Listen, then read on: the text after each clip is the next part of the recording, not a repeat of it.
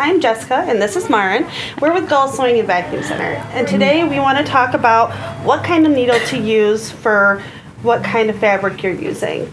With all the different options out there, we know it can be a little difficult to choose which one to use. So we're going to start with the universal needle, which is good for most woven and knit fabrics. Next, we have a ballpoint needle. Great for those fleece projects for winter quilts or microfiber. Right, Yep. right. Then we have your stretch needles, which is good for any two-way stretch material, especially if it contains lycra, like your swimsuits or elastic. So we go from the fleece blankets to your swimsuits. Typical Michigan weather. Yeah, exactly. So next we have the jeans needle. A lot of you think, what am I going to use to alter my jeans? Guess what? There's a needle for that. It will also do heavy canvas as well, so for those outdoor projects. That's nice to know, because doing the hems on your jeans and stuff, they can be very difficult to do. We then have your leather needle, which is of course ideal for your genuine leathers, but you don't want to use this needle on your ultra suede or vinyl. Good to know. Good to know. Have you ever had a project where you're sewing silk and you get puckers and it just doesn't turn out right? Guess what needle to use? A sharp needle. It'll go through that silk like butter. That's nice, because those can be kind of a pain to sew through. We then have your quilt needle, which is perfect for piercing and quilting your cottons and batting together. Oh, so that's the needle I needed.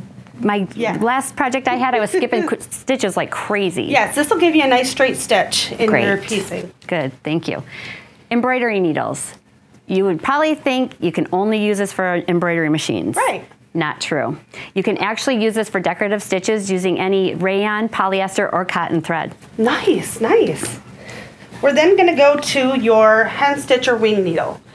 This is used for heirloom sewing. It has fins on either sides of the shaft, which create a wider hole when you're doing the heirloom sewing. So what you're saying is there's actually blades on a needle for a sewing machine? Yes.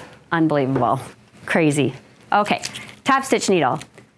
Some threads are heavier than others. Sometimes you have outdoor thread that's a little bit heavier, dense, doesn't bleach or fade. Well, the top stitch needle has a larger eye in the needle, so that'll allow that heavy thread to go through. Nice, nice. Yep. I like that. We then go to your twin needle, which is great for heirloom sewing and hemming, and it's also good for a decorative top stitching. And if 2 needles isn't enough, can you believe they make a needle that has 3 needles on one shank? That's unreal. Crazy. So what this is great for is decorative hems, if you want to spice it up a little bit, heirloom sewing, or pretty much any top stitching job that you want to do to add that extra spice. Oh, that's fun. We like spice. We then have your metallic needle, which is good for decorative sewing on various types of fabric using your metallic thread or rayon. And last but not least, self-threading needle. How many times can you say, oh, my eyes are going bad. How do I do this? I gotta stop sewing. No, you don't. There's actually a self-threading needle. All you do is run the thread down the side of the needle, and the thread will literally fall right into the eye of the needle.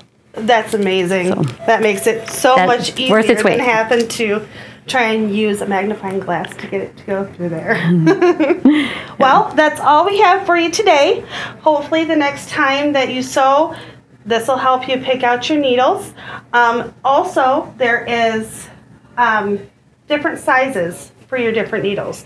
So in order to find out which size you need, you want to look at how light your material is. If you have a lighter weight material, you want to use, let's say, a 70-10. Yep, perfect. If you have a heavier weight material, you'll want to use something like a 110-18. Yeah. Well, thank you for joining us today, and hopefully this helps you out the next time you need needles. And keep on sewing.